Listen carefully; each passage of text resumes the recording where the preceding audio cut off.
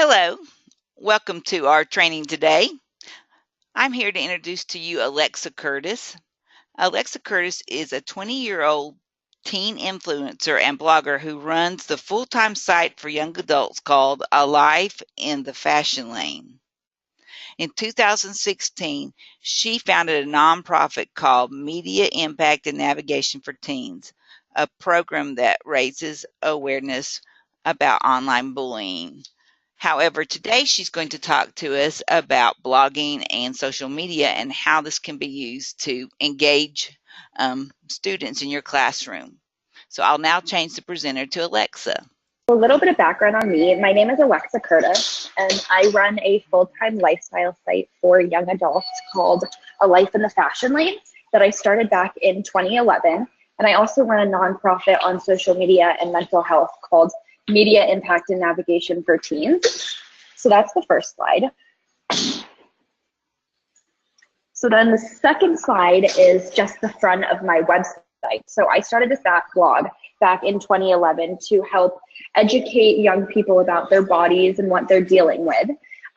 So I think that blogging can be a really fantastic platform for young people to find themselves and for young people to kind of, battle a lot of issues. So sometimes I do webinars on social media. Sometimes I do them on blogging, but this one is obviously based on blogging. So I try and alter the type of content that I showcase, whether we're talking about body image one day, whether we're talking about something fashion-based for young adults the next day. And this is something that is the most important part of what I tackle, which is social media, the good and the bad. So when I first started A Life in the Fashion Lane, I was dealing with some body image issues. I was definitely dealing with some depression and anxiety. And so that is what helped stem the reason that I started A Life in the Fashion Lane. But when I go on social media, and especially from the talking that I do, I realize how there are so many young people out there who are looking on social media and they're either looking to become a more confident version of themselves, or they're looking to escape what they're dealing with behind the scenes. So a lot of kids, when I present my nonprofit, Media Impact and Navigation for Teens, will ask questions about what they can do to prevent feeling sad when they go on the internet and what they can do to prevent, what type of pictures they should post. So it really comes down to what type of content you want to put out there. So if a young person is looking to start an online company or a blog, the first piece of advice I have is to tell them to know what their mission is. I strongly believe that every person, especially young people, should have some type of mission behind the work that they're doing. So if they want to start an internet platform, this content will be online for the rest of their life. So it's crucial that this person know that what they're putting out there can, either positively or negatively affect the next phase of their life. So when it comes to blogging and starting a blog, it really all just comes down to starting with an idea. So you need to have something that sets you apart. You need to know how you're going to be this change in the world. And then when you know what that is, whether that's a fashion-based website, whether that's an e-commerce site with clothing, that's when you can help really figure out what you are going to be able to do and what you're going to be able to make out of this platform. So when I basically started A Life in the Fashion Lane, I knew that I was at the time very involved with the fashion industry, and that was the content that I wanted to put out there. But I made sure that everything was very lighthearted, everything was very kind of happy and calm, because again, the content you put on the internet is going to be there for forever. So it's crucial that you pick something that is positive and leaves people with a positive message. So the other piece of advice I have is definitely you have to know your demographic. You have to know the type of person that you want to speak to and the type of person that you want to approach, because then it's so much easier to tailor the advice from that. So knowing your demographic comes down to the type of site you want to use, whether it's a site like Squarespace or WordPress, and then using Google Analytics to track your followers. So for example, my followers are all pretty much in metropolitan cities, 17 to 24-year-olds and 37 to 42-year-olds. So when I was able to investigate the demographic that I have, I found out that it was really interesting that I have a really strong following of parents. So when I realized that I had a pretty strong following of parents, I made a point to tailor the type of content I was putting out there to have to do with stuff that young people are dealing with relating to body image and mental health. So the last piece of advice I would have is, just networking and getting yourself out there as much as you can. It can be really helpful to start getting yourself some freelance writing opportunities, emailing some editors, and trying to get them to give you a byline in any type of publication, because that, alongside your blog, really can help take you to a new level if you're looking to be a writer. So this is just a slide on models and body image that I bring in a lot when I talk personally on my business, or I talk about the nonprofit. So it's actually quite interesting because you see these are all pictures of celebrities and very well-known models. And obviously on the right or the left, you'll see a picture of them with makeup on, you'll see a picture of them looking a certain way. And then the other picture is them obviously fresh-faced with no makeup. This is a picture that I think really speaks a lot to young people because it shows people in general what actual models and what people in the entertainment industry wake up looking like. Because not everybody wakes up with a full face of makeup. And it's so important that young people in general know that what they see in magazines and what they see online is not real life.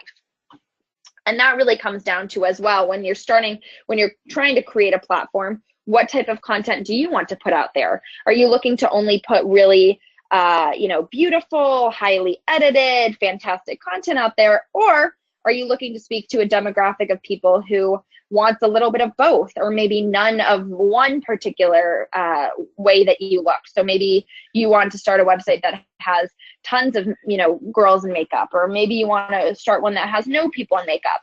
And again, once you get your following really nailed down, which can take some time, you'll have a better understanding. So this just says, how do you set yourself apart? Obviously, this is pretty common sense knowledge for most people, but a lot of people don't necessarily know that, especially parents and older adults are not knowing that this is what kids are seeing when they're going on the internet. So knowing you are good enough, teaching young people when they do start some type of Instagram or social media page that they are worthy of more, and that the amount of followers they do get doesn't always matter unless they're looking to be the next huge blogger. That whatever they're putting on the internet just needs to be positive, uplifting content, because that stuff will be there for forever.